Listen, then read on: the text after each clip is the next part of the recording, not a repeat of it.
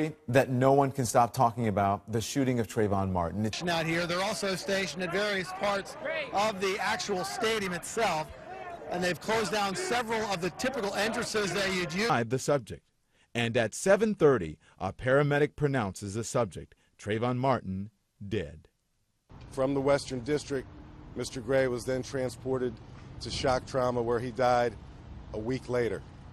The family deserves to know 4 months, 125 days today, and they don't know why Matthew died while being restrained in a restraining chair in a jail cell under the control of the sheriff's office, and they tased him to death.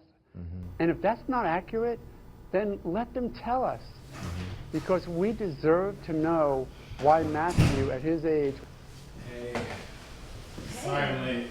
Did you eat yet? I did. I left some food for you in the oven. I hope it's still warm. I know it was my night to cook. I am so sorry. It's alright, you just have double duty tomorrow night and the night after. That's fair. How was work? Work was alright. Mostly just paperwork, but at least Miss Halitosis Haley was not there today. And your appointment? It was good. It was great. Everything is fine. Good. Glad to hear it. So where were you? Traffic. Traffic? Yeah, it's just the latest in the bad luck train. I didn't get my coffee this morning, and I didn't have the caffeine fix, which everything tumbled down from there. So you didn't get your coffee this morning, and that's what made you late to dinner? Do we have any wine? Yeah, we should, right next to the tequila. Actually, I might have that still. You want a glass? No, thank you. I'm cutting back. Oh, suit yourself. So, you still haven't told me where you were today? Traffic. Traffic doesn't make you act like this. Maybe I don't want to talk about it. Well, maybe you should. Maybe I can help you. I mean, is it something that I did? No, of course not. Okay, so what's wrong? I got stopped by the police on my way home. Okay, so why not just tell me that? Because I didn't want you to be worried. Why would I be worried? What did you do? Nothing. Nothing. So you got stopped because... I jaywalked. Jaywalking? Jaywalking. Are you serious? Mm-hmm. There was a street that I crossed because there's no crosswalk. Everybody jaywalks there because there is no crosswalk. But right. I crossed the street and I heard this woman's voice behind me saying, "Excuse me, sir," so I thought I dropped something. So I turned around and it was this white female officer with her hand on her holster. What does she want? Well, she asked me where I was going, to which I replied to my car. And then she asked me, did I know what I had just done? Which I said no, because at the time I didn't know. Right. And she explained to me that apparently there's been many civilian fatalities in that area due to walking across the street. Okay. And? So I apologize. Okay. I apologize because technically, like, I'm wrong. Right, technically, okay, you crossed the street when you shouldn't have. Oops, my bad. So, and then after apologizing, she asked me where I was going again, to which I replied to my car so I can go home. Like, are you deaf? Like the first time. Apparently this was not good enough for her, so I had to follow her to her car in the rain and stand outside with my hands where she could see them while she wrote me a ticket. For how much? $50. $50 for jaywalking? For jaywalking. Oh my god. Here's the kicker. While she's writing me this ticket, there are at least 5 college kids drunk in the street fucking around, dodging cars. So they're in danger to not only themselves, but to everybody around, but she says nothing to them. Her and her fat ass partner don't say anything to them, but they have to run my license.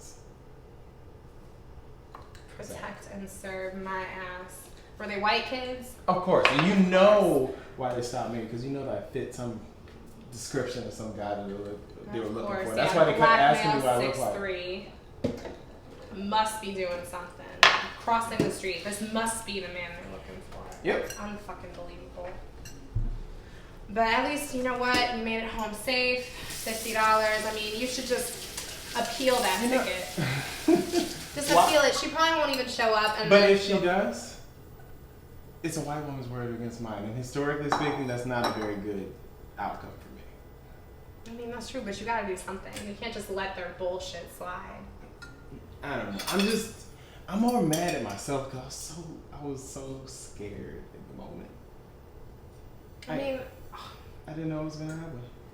you know, you can get shot for anything these days by the police. Buying candy, crossing the street, looking suspicious.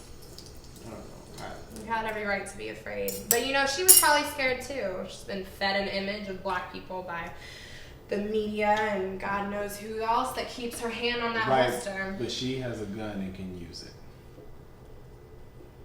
Yeah, it's a difference, isn't it? She's allowed to be scared because she has all the power.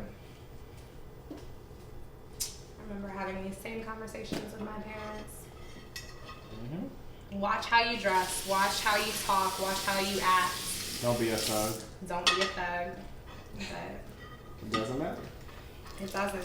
I mean, it shouldn't matter, but You know, I don't know if I can do it. do what? I don't think I can have those conversations. I don't know if I can do the kids thing. I don't know if I can have those conversations with my kids. So, you saying you don't want to have kids, or? How am I going to look into my son's eyes, my daughter's eyes, knowing that they're going to be treated differently just because of the color of their skin? How do I look into the eyes and teach them how to protect themselves in the same way that our parents told us how to protect ourselves? How? That's fucked up. It's fucked up. And I know, you know, when our parents were deciding they wanted to have kids, I know they had these same fears, but they also had hope. And hope that things would change, hope that things will get better. And What's changed? Now I can get shot on video and they can do nothing about it. yeah, but now you could also run for president and maybe win. I mean, Barack's been president twice. And I have opportunities in the job force that, you know, my parents could have only dreamed of. I mean, we can't let their fear of us dictate how we live our lives. We can't run around scared and afraid to live because then they've won. I guess. They're winning. I don't fucking know. Well, I hope you change your mind about the whole kids thing. Why is that? Because I'm pregnant. That's what I found out at the doctor's today. I am so sorry. I am No, so, don't no. I am so sorry. I didn't mean that. You didn't know, but you know, it's important for us to have these kinds of conversations. No, but I want kids. I do. Like, I really do. Like, I'm very happy, and I don't want you to think I'm not happy. Okay? I can see that you're happy. It's all over your face. I'm. You know what make me happy? I'm so no. I'm sorry. I'm so sorry. I'm sorry. You're forgiven. But you know what would make me happy? What? If you ate some of the macaroni and cheese I made for this occasion. Okay. Fair enough. All right. I love you. I love you too.